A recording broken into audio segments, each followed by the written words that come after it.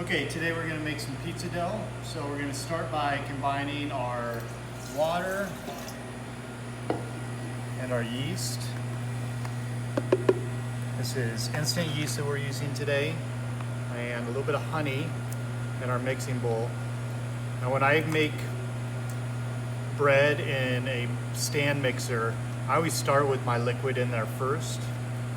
It helps with the mixing process so you don't get a pocket of flour in the bottom of your mixer. So we can just stir this till we get our yeast to dissolve.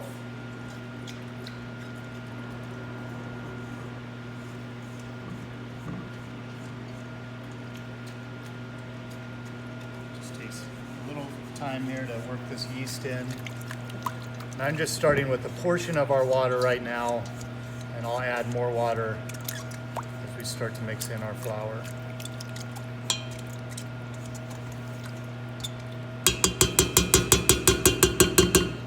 Okay, while we let that yeast dissolve, I'm going to go ahead and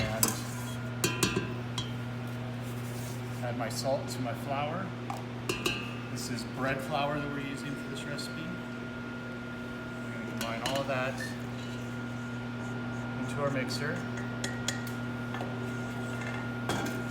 Start on a low speed here.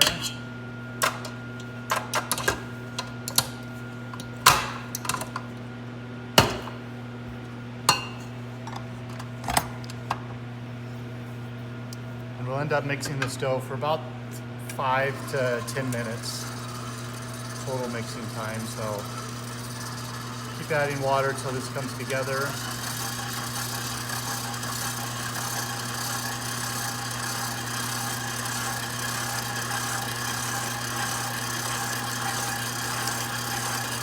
I like to mix on about a medium speed. We'll start it low, but once we get it together, then we'll let it go to a medium speed.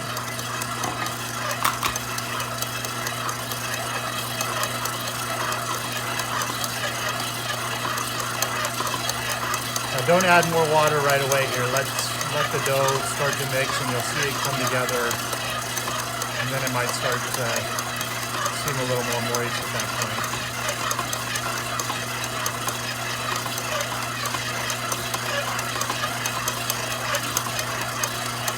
Okay, so I'm going to turn this mixer up to medium speed. We'll let it knead until the dough comes together.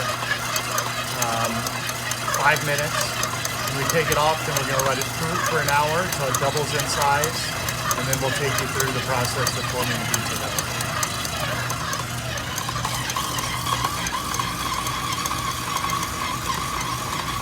Okay, we have let our pizza dough proof for about an hour, so go ahead and flour your surface and knead this a couple of times to get any additional air out. Okay, so this is about a 2-pound batch of bread dough, or pizza dough, which would make a really large pizza, or we could divide it out into a couple medium-sized pizzas, or you could even divide it into 8-ounce portions and do more of an individual sized pizza as well. So I'm going to go ahead and just divide this in half. We'll do 2 pizzas with this. So right now I'm just forming my dough, similar to kind of how we did dinner rolls at one point. So getting all that crease on the bottom of the dough, just tucking everything up underneath.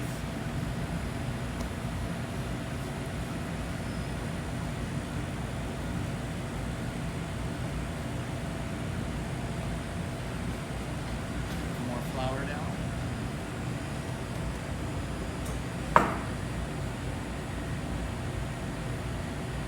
Start to roll this out.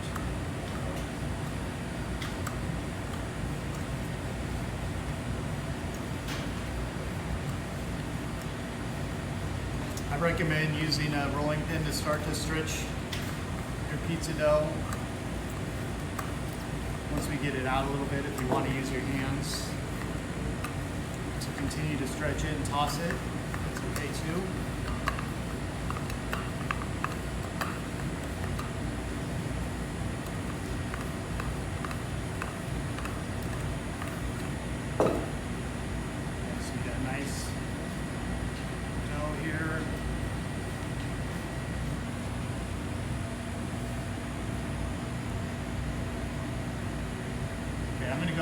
doctor on this. What'll happen is we get a little air bubbles that'll pop up if we don't dock this dough. You get a lot of bubbles that'll pop up in it. Now the biggest mistake people make when they make pizza is they go too crazy on the toppings. So you don't want too much sauce on your pizza. We're gonna go ahead and just make a traditional pepperoni pizza here. And same thing with our cheese. You don't want to overload your toppings too much. So leave yourself a little room for your crust. A little more sauce down. That's about right for our pizza sauce. I'm going to do my mozzarella cheese next, and then I'm going to do my pepperoni on top. I like it when the pepperonis get a little crispy on top, so if you want to do your ingredients underneath the cheese, that's fine too.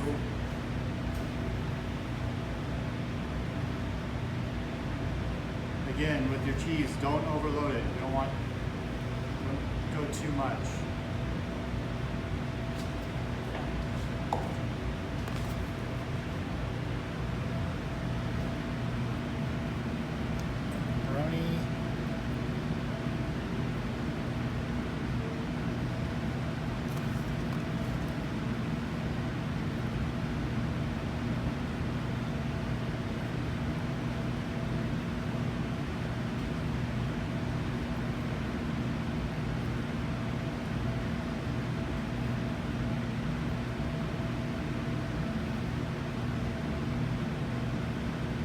Okay, here at school we've got a beautiful little deck oven that we're going to do this in.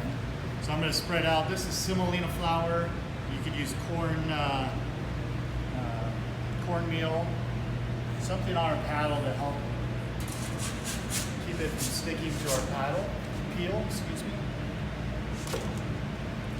Flip it on our peel, right over the oven. I'll go right down.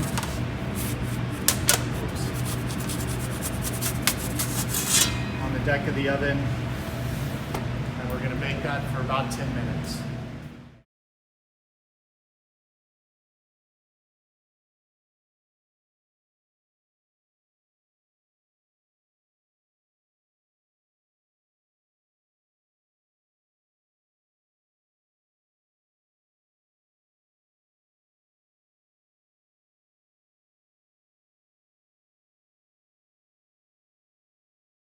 Out. One thing you want to do before you take it out is just pick it up by one side and see if it kind of holds that crust. Looks pretty good to me. So there's our pepperoni pizza. I don't know where I'm going to put this. Pizza out of the oven. I want to make sure that it can kind of stand up on one end with that crust. That's a good indication that we're cooking.